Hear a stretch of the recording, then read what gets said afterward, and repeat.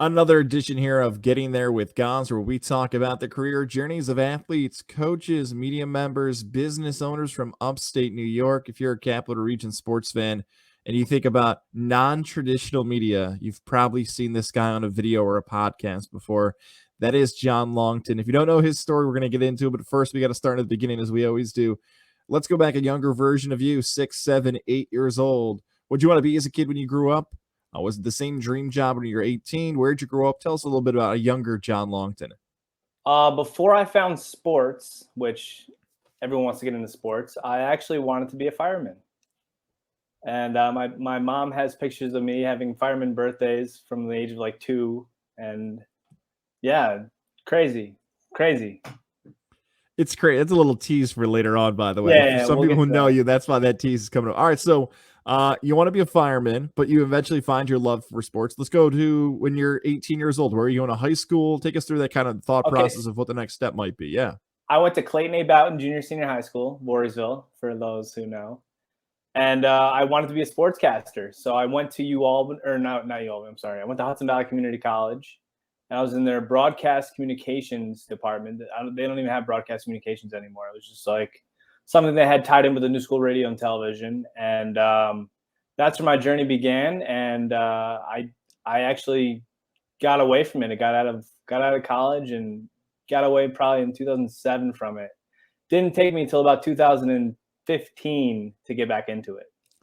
Well, let's go back a little bit. Why was it HVCC? Were your thoughts maybe in Ithaca, in Oswego, Syracuse, out of state? Was it grades? Because if your thought was sports broadcast and you're from upstate New York, we've done a ton of different people who've gone to those other institutions. Right. Well, my dream school obviously is Syracuse, but I was not the greatest student in high school. So HVCC was an easy school to get into, and it's a great school actually. There's a lot of programs you can get into. I took a lot of journalism classes, and I met some cool people and made some good connections. And HVCC was the path for me. It was cheap, I paid for school myself, and I wanted to take the less traveled route, I'd say.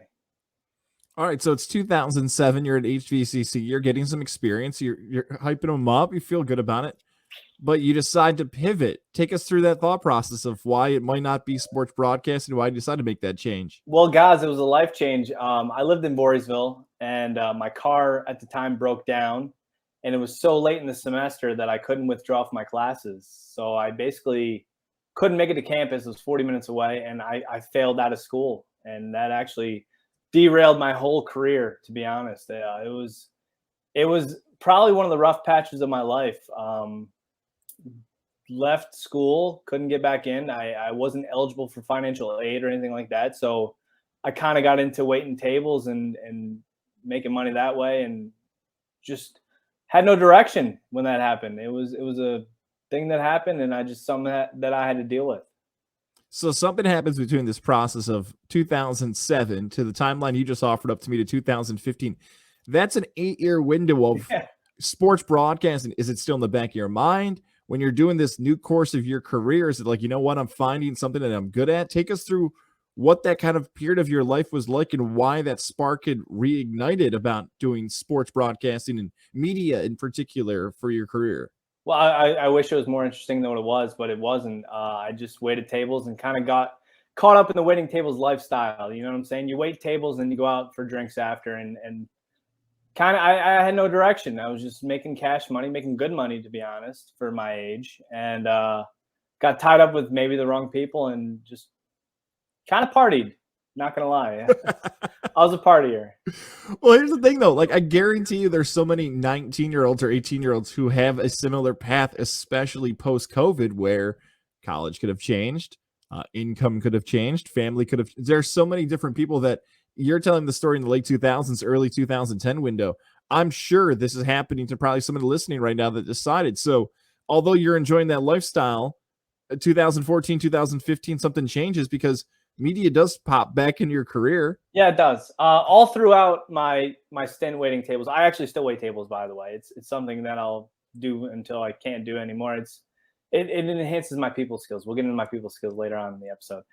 But all throughout waiting tables, I was doing stuff on the side. I worked for Northwestern Mutual doing financial advice. I was an insurance agent. I did this, that, and the other thing. And I just didn't like doing that stuff. I kind of got to a point where I'm getting in my mid to late 20s.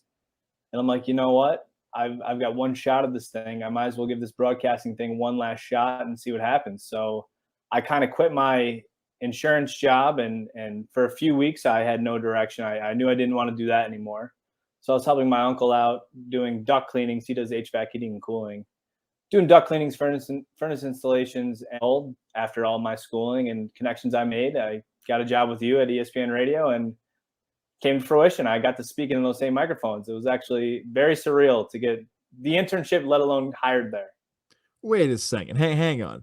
So the internship happened before school, or didn't you have to go back to U Albany? I was at U Albany during the internship.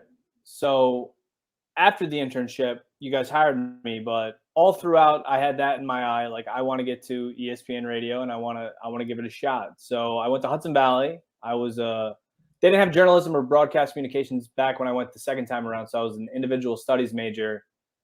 I became the sports editor of the newspaper, got an internship with the Gazette, went to U Albany, became the Albany Student Press sports editor. And then that's when I kind of hooked up with Zach By. Zach By hooked me up with the internship at ESPN, and then you guys hired me after that. I worked with you, and now I'm confused by your story, which is even more remarkable because Yeah. Zach was the one who got you in, not Brady and Troy Farkas, because Troy Farkas was Brady's brother, who you were also working with at U Albany. Yeah. No, didn't use the Farkas connection. I actually. All right, so Zach By played basketball at St. Rose with one of my best friends, Malcolm Williams. And I told Malcolm, hey, I'm trying to get back into broadcasting and communications. And I told him that I was doing all this stuff for U Albany. And I'm like, hey, Zach By's here announcing the games. And he goes, hey, go over to Zach By, tell me you know me. And I'm like, okay. So I made that Zach By connection. Hey, you used to play basketball with one of my good friends, Malcolm. Go, oh, I love Malcolm. Anything you need, I got you. Actually, there is something I need. I would, you know how I played my angles. I'm like, I'd like to, come down to the radio station, see how you guys do everything. I'd like to, get behind the scenes and, see how everything's done, see how you guys make the donuts per se. And he's like, yeah, you can come down anytime. So I talked to Steve Richards, who many people don't know. He was one of the managers down in Town Square. And I was just going to shadow. That was my only thing I wanted to do, was just shadow, see how everything was done. And Steve said, if you want to come down here and shadow, you have to have an internship, and it's got to be accredited for a college. I'm like, all right, no problem. So I looked into the next day at U Albany, got my paperwork, brought it back down to Town Square right away, got it signed, and got myself in the building. That's kind of how it all started. Well, I'm glad you kind of left me hanging there at the end, because you said get in the building. There's nobody, and I can say this truthfully, there's nobody who did not want to leave that building more so than you wanted an internship. Matt Woods is in contention. I know Matt Woods is a St. Rose guy. He's been on a previous episode. I bring that up because I was working with you, and I just didn't know when it ended because you just never left. And I guess there's a strategy to that, right? Like, is that advice you'd give young media members in sports? Like, even though you might be interning or in a part-time role, whatever you want to call it, especially if you for an internship, you just stayed until they told you couldn't leave. Yeah, more or less. Basically, my hours of internship ended halfway into my internship because I was just there all the time doing whatever was needed to be done. I basically cooked the books. So in terms of my internship, yes, I fulfilled my hours needed, but I was probably there 3 times the amount of what I needed to be there. So I was in there. Everybody in that building knew me. I'm shaking hands, having conversations. I'm just using my people skills to just get around the building and seeing what needs to be done. How can I help? I'm an intern. I'm an older intern. I was probably 27 at the time, maybe 28. Actually, I think I was 28. Yeah, I was probably one of the older interns there. And I knew this is my last shot. If I want to get it done, then I've got to make an impression. And that was my only goal there, is make an impression, show how hard I can work, and that I really want this thing. A lot of these interns, they get in there and they're on their phones all day. They're just there for their college credit. But I was there for business. College can be washed out. It doesn't matter. I was there for me. There's a great piece of advice here. I know the episodes usually end with best piece of advice, but there's something here that's super important about your career that stands out individually to you. That's something that I have to make my connection, because I did this, and I think you're going to know the benefit that you mentioned. Shaking hands, people getting to know who you are, that you're around the building. It's not just production people you talk to. it's not just ESPN radio people you talk to. You started to build a relationship with people in sales. The market president knew you. There's a story there we're going to get to in a second about how that actually saves you. But kind of talk for younger people, like there's a huge importance of not just who you're working with, and I guess I'll call it the bubble, but outside of that bubble, making people know who you are. See, I'm a friendly person in nature, and I love people. I love making connections. So Brian and Chrissy come in the morning at WGNA, the next studio over.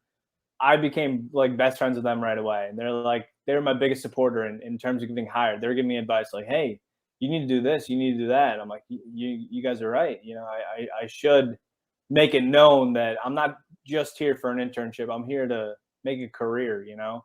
So I'm bouncing around the building. Everyone in that building knows who I am. And I'm not blowing smoke up people's, you know what? I'm there because I actually enjoy relationships and I enjoy talking to people. You know, I honestly talk to my one rule in life. This will get everybody through is treat everybody the same. That kind of sounds wishy-washy, but at the restaurant, I talk to the dishwasher the same breath that I talk to the general manager. You know what I'm saying? I'm very authentic in who I am. And when I come across somebody, it's kind of off-putting. Like this guy's very forward in how he is and this and that. But we're all people at the end of the day. So I would just talk to everybody in that building as if they're the same person. You know what I'm saying? Like that's just who I am.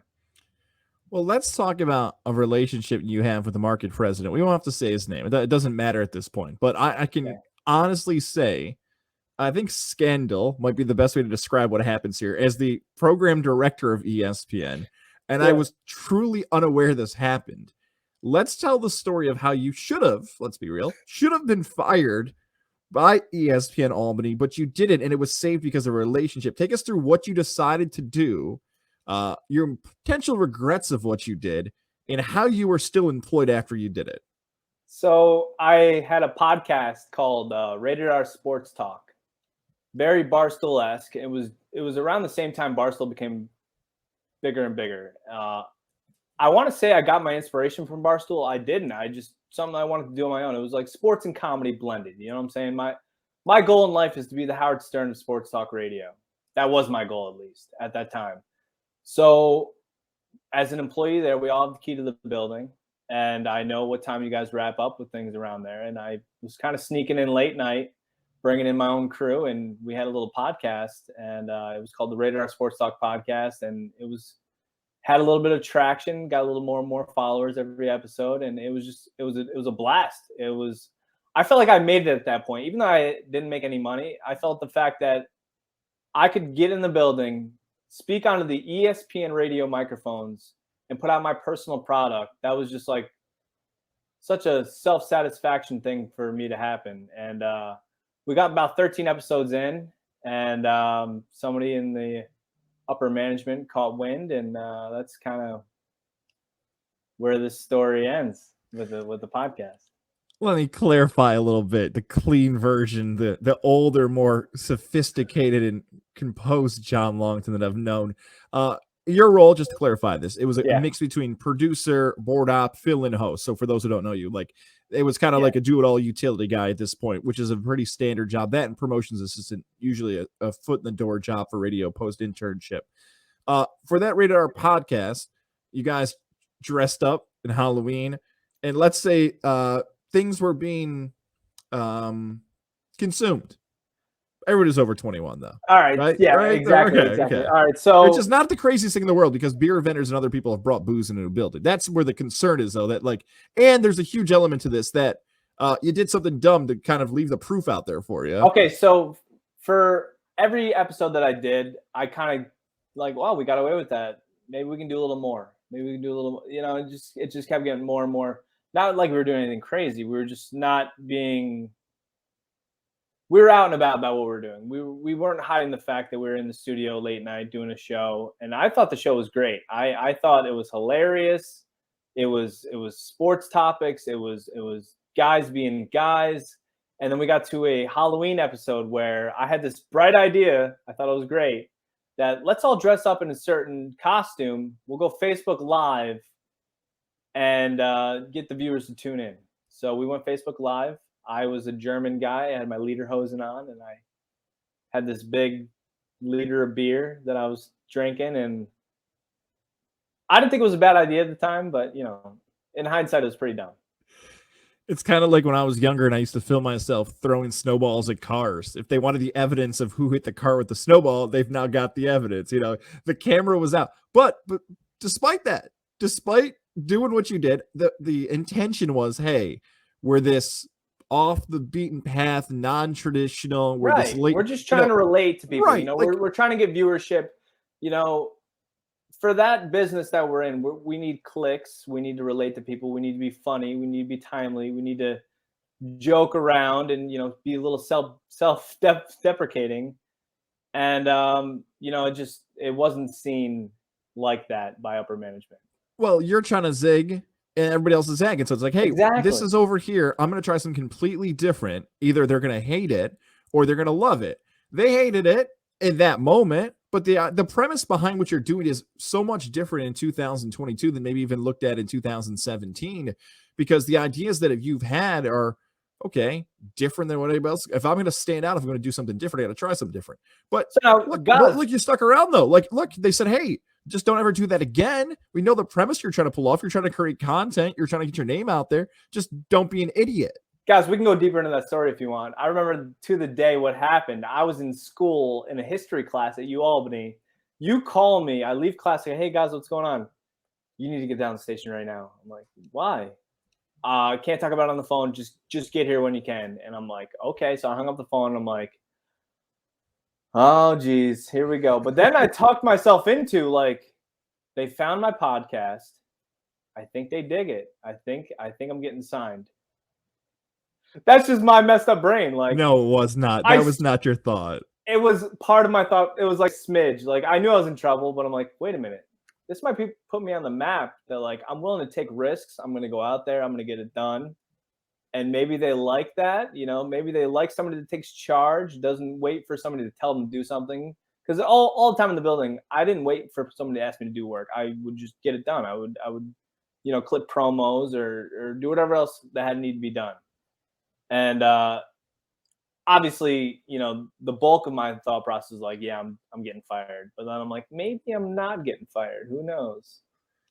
I will tell you, I was oblivious to what happened. And it's one of the few moments in my entire life in any type of job where I got pulled into the corner office by the boss and they said, shut the door. And I'm like, I don't even know I'm in here. I have no idea. I don't know. Did I do something? Like, I actually, it was after a sales meeting. I'm like, I don't even know what I did. So I bring up that story because from a management perspective and from somebody who's like running a company or running a station or what, and maybe you're younger in the role, like, I guess always have your eyes out there because that story popped up on me. I'm like, I don't know what to say.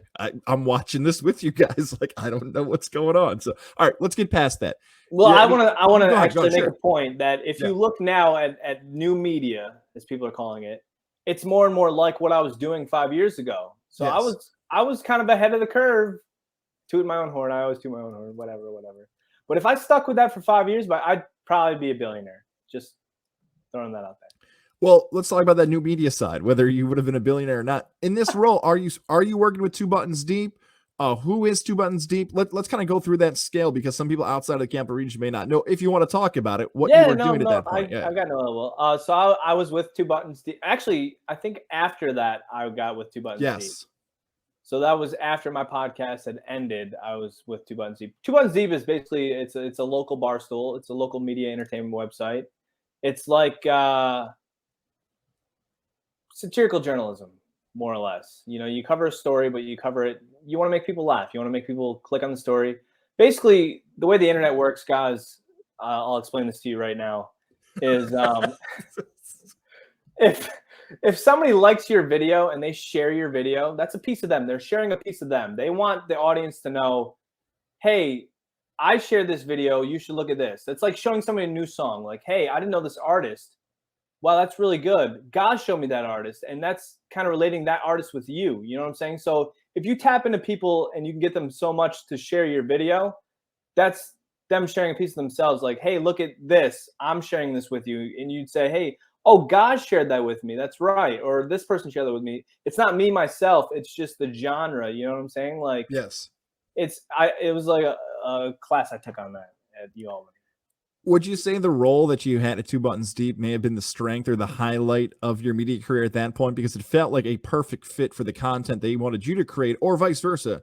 They gave you a platform for you to create the content you wanted. That's something I don't even know. Yeah, What is it the was answer to great. that from you? Yeah. It was great. It was honestly one of the best times of my life because they handed me a microphone. They put a camera in front of me. They said, "Go do this and be funny." And I'm like, "Say no more. What are we doing? All right, let's go." Because that's something I love. It's easy to go and interview people and put people on the spot and just be quick witted and just ready to roll. And then at the same time, like, you can get 20 minutes worth of footage and make a 3-minute video. That video is always going to kill. You know what I'm saying? Like, that's kind of what new media is right now. You know, it's not live. It's just, we have got a project, we want to do it. Go out there and get some good clips, and we'll story piece it together, and we'll see if people share it. And that's basically what it is right now.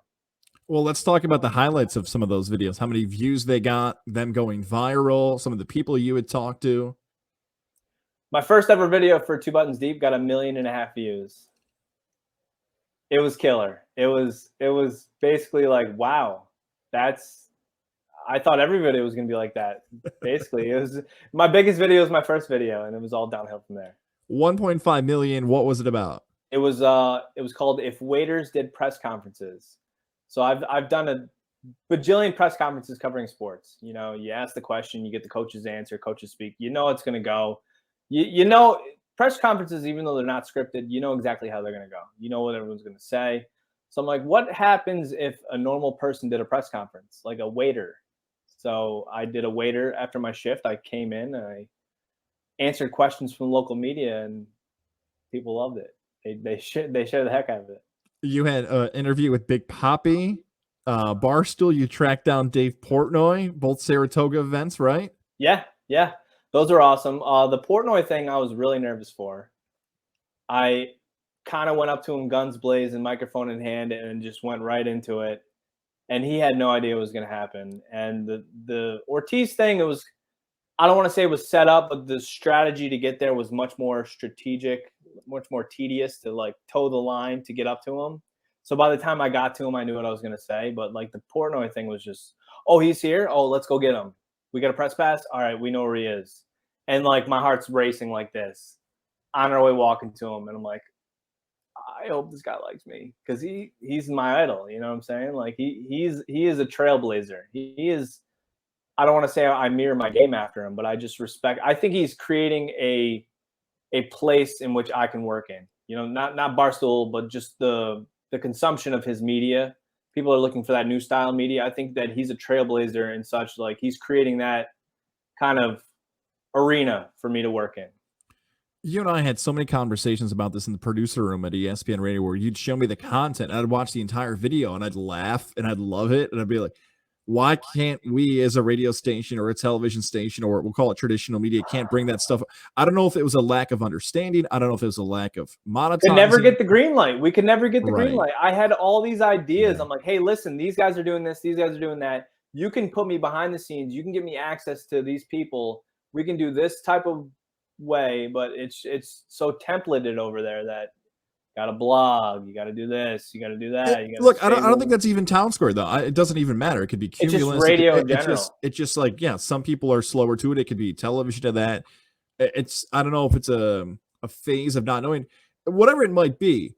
You are in a role which is super different because you're working for a non-traditional media company and a traditional media company at the same time. I know the timeline is a little close here, but let's go back to Two Buttons Deep because that content's really good that you're putting out. The numbers are reflecting it, but you decide not to stay with Two Buttons Deep. Go tell us as little or as much as you want to about why you decided that that was not going to be your future path. We just had a contractual issue, and you see it a lot in professional sports. I feel like I wasn't as valued as much as I should have been. You know, if I would have stuck with them and 5 years later, maybe they would have changed their mind on what my numbers were. But I walked. I've maybe I have too much pride, guys. I think that might have something to do with it. But I've actually got the contract up in my room right now. I look at it all the time, and it's staring at my wall right now. It's very petty, very petty. Hang on a second. Are you saying that's a live contract? Like you can sign it anytime you want, or you're insulted and No, it's like the Michael Jordan, I took it personally, hanging up like, Michael Jordan, I take it okay, personally. okay. It's not like I acted upon it. It's not like I did anything after the fact right away. I just had a different path. I kind of got out of it. I just kind of took some time off, reflected on myself, called it Dave Chappelle, the Africa type deal. You know what I'm saying? Like, kind of wanted to know what my self worth was. If this company that I brought up to a certain plateau and they were doing these numbers and then I did those numbers and they offered me this, but I know what that is. And I just felt disrespected. Hey, listen, best of luck to those guys nowadays. I'm still kosher with them. You know, I never burn a bridge. That's one thing that I do. I do not burn bridges. You know what I'm saying? If an opportunity presents itself, I don't want them to be like, well, that John Longton, you know, this is how he left. You know, we've had many discussions of me going back there, but it just hasn't worked out. And what has worked out is me wanting to do it for myself. So I'm kind of starting that trail. Like, very similar with you guys, you know, getting there with guys. This is all you. You know what I'm saying? Like no one's fronting you right now. This is sweat equity that you're putting in. You know what I'm saying? Like, and Yes. there's a lot of satisfaction from that. Yeah, and I want to get to that. Our visual audience is seeing the plug right behind you. I just got to get to one thing before we get to that, because what's frustrating for what could have been and what's going to happen is COVID gets you. Like, COVID has this whole area of TV, radio, newspapers. Like, people are just going to go on their phones on demand, pull up podcasts, pull up videos, digital numbers, specifically.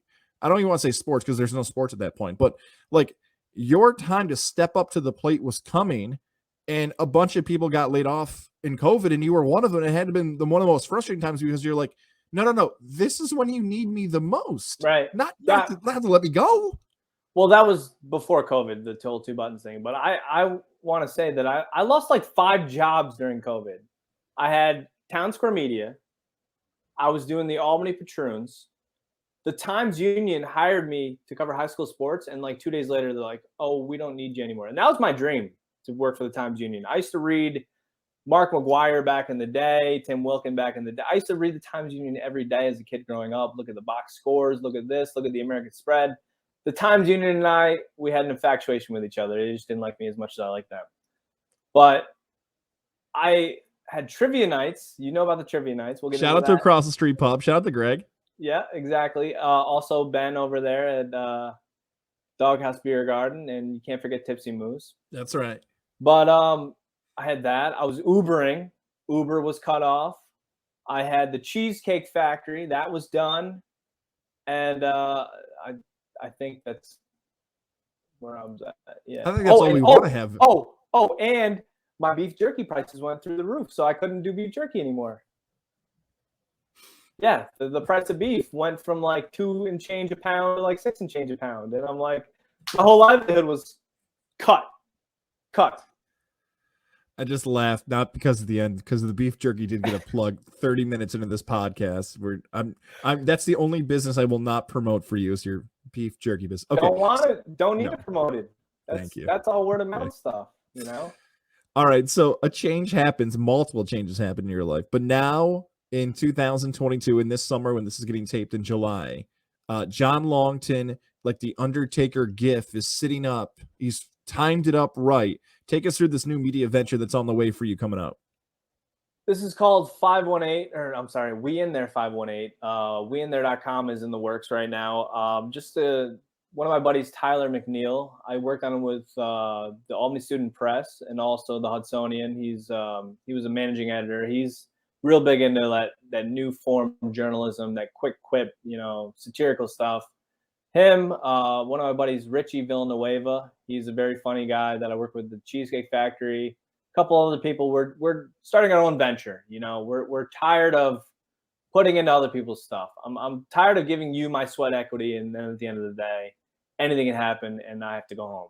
So now I'm in charge of my own stuff. You know what I'm saying? Like, if I need to shoot something and I need to put it out, I'm not going to rely on somebody else for either equipment. I've got all that, or money. I don't need your money. I will make my own money, or how to do things, how to run things, how to talk to people. It's all on me now. You know what I'm saying? I feel like everything I've done through my whole life has been leading up to this point where I've made enough connections. Some people call me the mayor of Albany. I pretty much know everybody in every field just from Town Square Media, John, just popping around, talking to people, and I've made all these connections in my life. And I'm like, you know, it's time to take advantage of these connections. And I've already done this for other people. Why not do it for myself? What can we expect content-wise? A little pop culture, a little sports? Is it you? Is it your host? What is it? Where are we gonna go? Where can we find it? All that other stuff. We in there 518. That's our Facebook page. Also, we in there 518 is our Instagram page. TikTok is in the works. This is the incubation phase of this thing right now. So we just got our logo going. We've got, you know, everything's growing, but we've got a few videos out there that you can find on We in there 518 Facebook page and also on Instagram. Just shot a track video that comes out Tuesday. I think this is going to air Wednesday, you said? Yes. So go check out our newest track video. That's yesterday in We in there 518. But yeah, I feel like this is what I was meant to do in terms of my free time. I've got a career and other stuff that I'm doing as well. But this definitely feeds my passion bucket in terms of journalism. I went to school for journalism. I've got a passion for journalism, and it's not 30-second clips of me getting a soundbite from somebody. It's an actual story. I have a business where I want to be a raconteur. I want to tell a story. I want people to be engaged with that story. I don't want it to be a 30-second TikTok video or a 1-minute Instagram video. I want it to be a 5-minute video where you can watch from beginning to end and really be like, I really enjoyed that. I can't wait for his next video. So I'm so intrigued by this, especially in the capital region. And you know this because upstate New York focus in particular. Syracuse has always had the orange coverage, whether it be from television stations or even the ESPN national coverage. The Buffalo Bills have an NFL team and an AHL team. So Western New York, you know that coverage. You start looking at cities like Rochester or Geneva or Ithaca, that's more of college towns. But Albany doesn't fit any of those molds I just said. And the Albany traditional landscape and media is really in a strange, some would say awful spot where this could be the time where something emerges. Where do you see, as a capital region guy that you are, where do you see it the next 3 to 5 years, the future of not just sports media, but media in general in the capital region? And I know that's always a dangerous question of predicting the future, but I feel like you've been seeing things like this for almost 7, 8, 9 years. well, I feel like there's a mad dash on the whole man on the street thing where you're interviewing people to get a soundbite. That's gonna come and go. You know what I'm saying? I want to start making little mini documentaries on maybe the patroons or interesting stories. There's so many interesting stories in the capital region, and they're just getting overlooked because people are just, they've got ADD right now in terms of media. You know, you see a video for 30 seconds, you look at the next video, the next video, the next video, and people are just bored. I think the pendulum's going to swing back to where people are more invested in stories and where people come from, where they're going, the trials and tribulations somebody has to go through, and what it takes to get to where you want to be. Instead of, you know, she's a 10, but she farts a lot. What do you got to say? Like, who cares? I get what you're saying. You're basically You know what I'm saying? Like, you don't want to have to be someone to follow the bar. You want someone to set the bar. It's easy to do stuff that people well, to copy be and honest, say, like, get guys, the views. Yeah. to be honest, old media has set the bar and new media is just bringing it somewhere else. If new media had that old media mentality where you cover a story, you do a 5-minute piece on something like that and broadcast it on Instagram, Facebook, or social media, or something like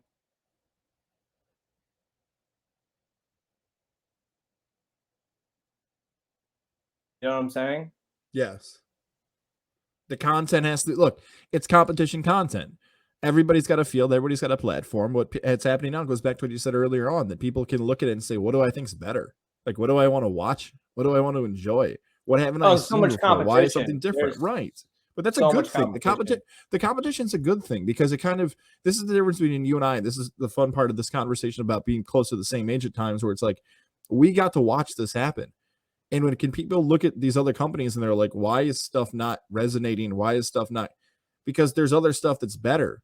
You know, look, you could have fake views and fake numbers and you can pay for ads and all that other stuff. But eventually, at the end of the day, everybody can argue they're on the same playing field. Yeah, you might have a company that's got a lot more following, but if this video did like you said, 1.5 million views. There's a reason it got 1.5 million views. Somebody shared it. Somebody cared. Somebody laughed. Somebody reacted. Yeah. Basically, All right, let's. Yeah, go ahead. No, go say what you're gonna say. It's people. You want to Yeah. touch. You want to connect with people. You know what I'm saying? You want to relate to people. That's what it all is at the end of the day. We as a human being, we want to relate to somebody. We want to be different, but we also want to be the same in certain aspects. You know what I'm saying? Like we're a very complex species. I like that, John Long. That's very good. Deep, right? Best Very advice. deep. Yeah, it was very deep there. Let's get a little deeper Very here deep. now, too. Very If deep. there's a young person out there in the capital region or upstate New York and they want to follow your path, what do you give them for advice? It's the best advice John Long can offer somebody. Okay. Internships, connections, people skills. Go wait tables. Work on those people skills. You know what I'm saying? The reason why I am where I am today is because I can hold a conversation and talk to somebody. And I can talk to anybody. I can relate to anybody. I'm not saying it to my own horn, but that's my superhuman power. You know what I'm saying? Like I'm people man. People man. You know?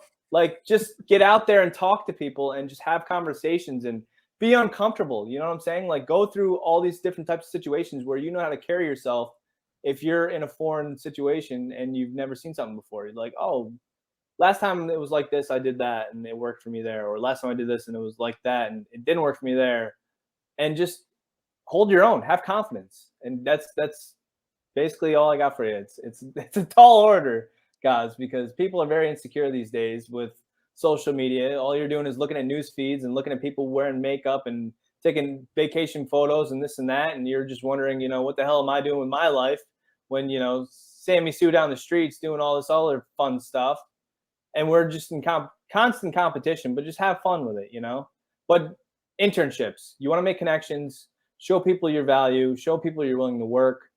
And don't be mad if you can't make a certain thing because you have to work. That's going to happen over and over again for the rest of your life.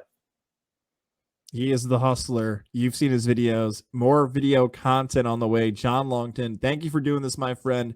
Appreciate all you've done. You and I have had an awesome connection over the last year and a half, even far before that, going through this new world together. Best of luck for the new venture. Who knows? Maybe we'll collab on something again in the future, and we'll talk again soon, my friend. Thanks, guys. Appreciate you having me on, and thanks for broadcasting We in There 518.